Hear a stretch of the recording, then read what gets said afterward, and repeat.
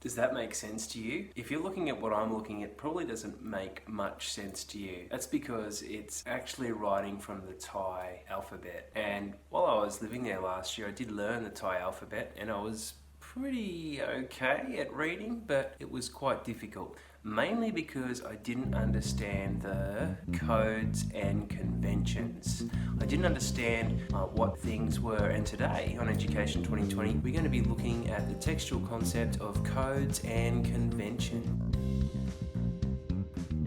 Now you may be sitting there and your eyes could be just about to glaze over, thinking to yourself, codes and conventions, oh boy, here we go, some boring lecture from an academic, and I'm not going to understand anything of it at the end of it, because that's what I do when I sit in lectures with academics. The Hawley-Smoot Tariff Act, which anyone raised or lowered, raised tariffs. But hang on a minute, that's not what this is about. Let me tell you very simply, in the textual concepts, codes and conventions are simply this: spelling, grammar, punctuation, putting your work into paragraph, following a set list of rules. That's all they are. In English, you've got the codes that we've all agreed on, like our alphabet, our punctuation marks, and then you've got things like conventions that are always changing. So the purposes for writing novels, newspaper articles, advertisements, websites, they're on the more convention sides that do change from time to time and require some updating. To put it simply, we've got an alphabet that's been agreed on, and the letters from that alphabet have formed together to make words, and you form those words together to make sentences, sentences into paragraphs, paragraphs into chapters, chapters into hey.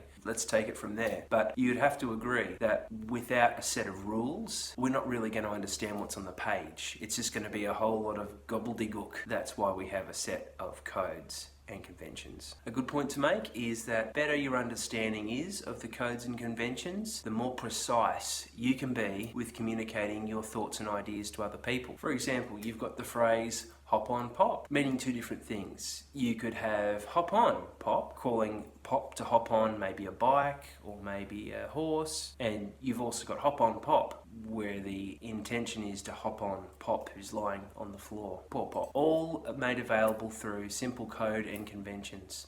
Let's have a look at what your child or student should learn at the various ages they are. Okay, at ages 5 and 6, children should be learning the bare essentials of learning to read and write. So there's many topics that cover this. I'm not going to go into all the information now, but I will say this one thing. I know I've said the ages is between 5 and 6. Can I rewind that? Between 0 and 6? Because the ultimate tool for teaching somebody code and conventions is reading. You should be reading as much as you can to your children when they're able to. Get them to read as much as they can.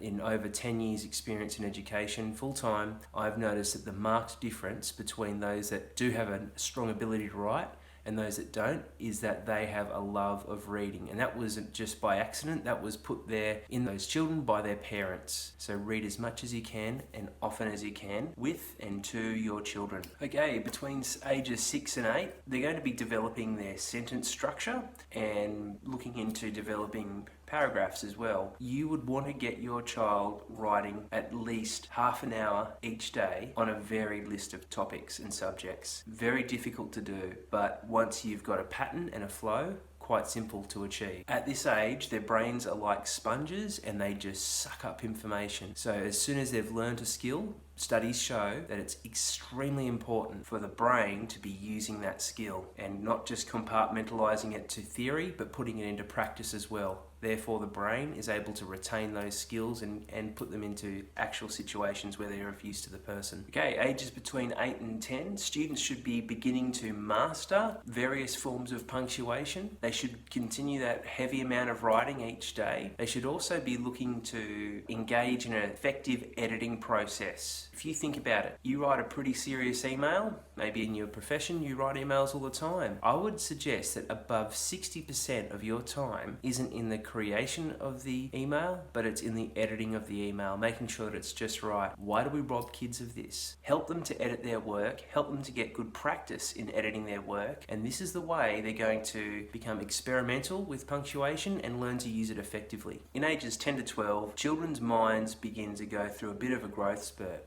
What's really important to note for teachers and parents is that children need guidance through this area, or this path of life. They need to have exposure to a broad range of texts as they can, broad range of genres, and in this difference and variety that they're going to get exposure to, they will see and they should be directed to the various purposes of punctuation. Okay, in ages 12 to 14, children should start to see that punctuation's actually evolved over time, and that with the advent of, say, computer programming, where you've got computer codes, punctuation marks actually mean a different thing in that language. So you can see that children should be able to make that connection that changes in technology requires changes to the codes and conventions of our language, so that we are able to use that technology and then communicate that technology to other people. Okay, in ages 14 to 16, kids should start to learn a little bit more about authority, maybe authority in their own social groups, authority in maybe their parents' friends, their parents they can see it around the community. They should also see that there is a link between a strong understanding and control over punctuation and codes and conventions, and seeing how that having this really neatly down-packed and contained in one's life actually gives you a platform to stand on and gives you an authority in any field that you come in. I've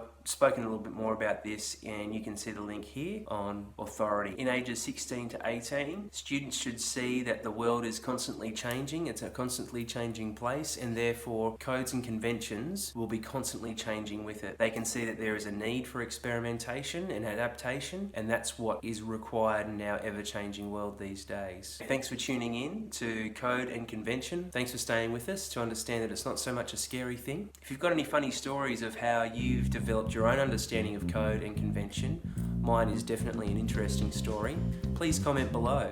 If you haven't subscribed to us, please subscribe, and we'll keep you up to date with news from around the world of education. On behalf of Education 2020, thank you for tuning in. We'll catch you next time.